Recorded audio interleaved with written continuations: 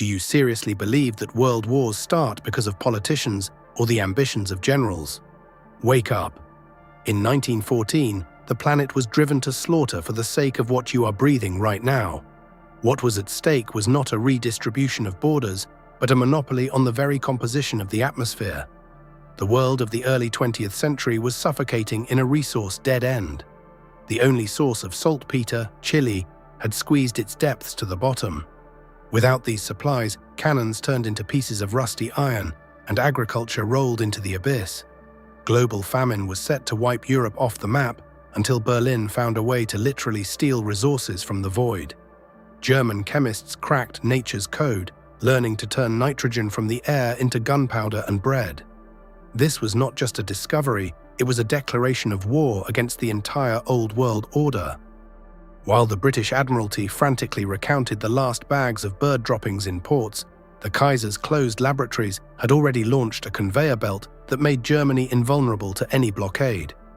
The entire military machine of Britain and the power of Russian Tsarism hung by a thread, and that thread was ordinary bird droppings. Literally, the global hegemony of that time rested on deposits of excrement on the other side of the world.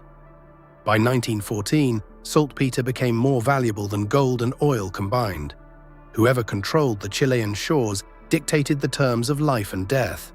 England was steadfastly confident. Without supplies from Latin America, any army in the world would die of shell hunger in a month. It was an ideal noose, a system of global control where London acted as the head overseer. But the Germans decided not just to loosen the noose, but to cut it, destroying the very value of the Chilean deposits.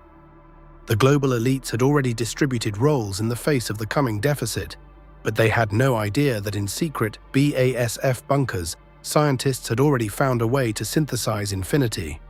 While the laboratories of other countries unsuccessfully tried to squeeze the remains of saltpeter from stones, two Germans were building an industrial conveyor for the production of artificial life and endless ammunition. Fritz Haber and Haber-Bosch pulled off the scam of the century against nature itself. They forced the free nitrogen we breathe to become liquid and then solid. This was not an ordinary scientific breakthrough, it was a cheat code hacking reality. In 1 second, Germany escaped global resource dependence. They no longer needed ships from Chile or London's approval. They created a technology that allowed them to create explosives literally out of thin air on an unlimited scale. This triumph of chemistry meant something terrifying. Berlin gained the ability to shower enemies with lead 24/7 as long as at least a drop of oxygen remained on the planet. Imagine the paralyzing horror in the headquarters of London and Paris when it turned out the German beast no longer needed trade routes. In its rear, factories had grown, stamping out death from empty space. Entente intelligence realized the catastrophe. Germany had completely nullified their main advantage, the naval blockade. The agrarian and military monopoly of the old world collapsed overnight. Now any point on the map of Europe turned into a target, because the Germans' ammunition supply simply could not physically end. This was not fair technological competition. For Britain and France, it was an existential threat. Either they recognize Berlin's leadership, or they are simply ground into powder by an endless hail of shells. It became clear that diplomacy was powerless. The only way to stop this nitrogen conveyor was the total physical destruction of the country that dared to become too independent. Official textbooks continue to feed you fairy tales about the assassination of the Archduke in Sarajevo. Stop believing it. 1914 was not a political conflict, but the largest raider seizure in history of a technology that could not be left in German hands. The coalition of allies, England, France, and Russia, united not at all for the sake of protecting democracy or Serbian brothers. Nitrogen reactors were at stake. The world elites understood. If Berlin were given a couple more years of peaceful development, it would monopolize the world food and weapons market forever. The old colonial empires would have turned into bankrupts, begging the Kaiser for cheap fertilizers. War was the only opportunity to knock the eternal battery out of a competitor's hands before it started working at full power. But the nitrogen miracle had already gained momentum, turning the German defense into an impregnable fortress against which the Allies began to smash their armies into bloody splinters. Have you ever wondered why the artillery in World War I didn't stop for years, firing millions of shells at a single patch of land? The answer lies not in the tactics of generals, but in the infinite resource flowing from chemical pipes. 4 years of continuous steel hell.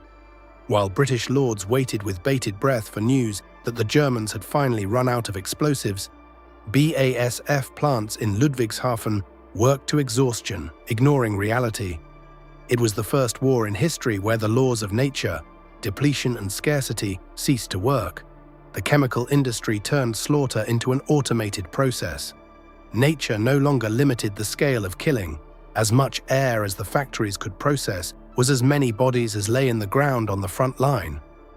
But for this bloody unlimited license to kill, Germany had to present a monstrous bill to its own people, turning the country into a giant laboratory for survival. Nitrogen is not just flashes on the horizon and trenches torn to shreds. It is absolute control over every plate, over every piece of bread on the planet. He who synthesizes nitrogen decides who will have dinner today and who will slowly die. The Haber-Bosch technology gave Germany a secret advantage that scared the Entente more than machine guns. While in Russia and France rations were introduced and people stood in lines for rotten potatoes, German agronomists worked magic in the fields. Artificial fertilizers allowed record harvests even on depleted soils and under conditions of a total naval blockade. Berlin clearly demonstrated it could not only erase cities from the face of the earth, but also support life where, by all laws of economics, a mass death should have begun. The Allies were literally choking with rage. They were losing power over the most basic human instinct, and German nitrogen was becoming the main currency of the future. The real war seethed not in the mud of Verdun, but behind the armored doors of laboratories. The corpses of leading chemical engineers were valued by intelligence many times more than entire infantry regiments thrown into a frontal attack. Entente intelligence services launched an unprecedented hunt for the secret of the pressure in Karl Bosch's boilers. Every nitrogen unit was guarded like the Kaiser's personal treasure. These were objects number 1 on the destruction list. English and French agents tried to steal formulas, bribed personnel, and staged sabotage at factories, seeking to deprive Germany of its chemical heart. If the Allies had obtained this technological blueprint a couple of years earlier, the war would have ended in a week by simple exhaustion of German warehouses. But the Germans held their nitrogen secrets with a dead grip. When it became clear that espionage and explosions were not helping, the most underhanded tactic was used: a massive information attack aimed at declaring German scientists enemies of humanity itself. How do you turn a great scientific triumph into a reason for universal hatred? Simply convince the crowd that their most valuable possession, the air they breathe, is being stolen from them. In the newspapers of London and Paris, one of the dirtiest PR campaigns in history was launched. The press began to mass reproduce plants. Allegedly, German factories were pumping nitrogen out of the atmosphere at such an insane speed that the planet would soon turn into a vacuum trap. People were frightened by mass suffocation and atmospheric collapse. While scientists in Berlin were solving the problem of world hunger, Allied propaganda painted them as devils, air thieves. It was a masterstroke of manipulation designed to justify any atrocities against the technological leader. But while the commoners were afraid of suffocating, a real threat was already maturing in German retorts. Haber found a way to turn that same nitrogen into an invisible killer from which even concrete bunkers could not save. The same nitrogen that gave bread to the hungry turned in the blink of an eye into the basis for chemical genocide. The line between saving humanity and its total extermination was blurred in a cloud of greenish fog. The technological chain created for the production of gunpowder and fertilizers turned out to be an ideal conveyor for the production of death. In the same factories where life for the fields was synthesized, they began stamping out chlorine and mustard gas. Germany clearly demonstrated to the world, leadership in heavy chemistry gives the right to decide who breathes deeply and who decomposes alive in a trench. This was an ultimatum to all of humanity. The survival of the Entente ceased to be political. It was now a question of the total dismantling of German industrial giants down to the last screw. The world realized Either German factories would be wiped off the face of the earth, or an era would come where the old civilization would be finally buried in the toxic fumes of chemical dictate. Germany lost the war, but its technologies conquered the world without a single shot. Look around. You, your loved ones, and everything you see in supermarkets exist only thanks to the legacy of 1914. After Berlin's capitulation in 1918, the victors first rushed not to the gold reserves, but to the blueprints of chemical reactors. The Haber-Bosch formula was literally torn apart, piece by piece, making it the foundation of modern civilization. Today, half of the Earth's population is alive solely due to the nitrogen fertilizers created in the heat of the Great Slaughter. The war for security ended with humanity falling into a total, lifelong dependence on the discovery for the protection of which millions were killed. We eat the products of this eternal war every day. But who can guarantee that the modern industrial giants owning these patents are not producing something much more dangerous in their closed workshops today than the Kaiser's nitrogen bombs?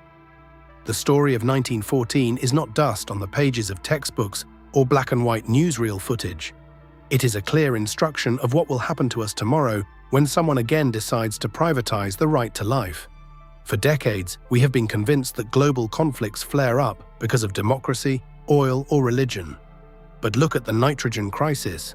As soon as a technology appears that provides an infinite resource and breaks old markets, the elites instantly unleash the dogs of war.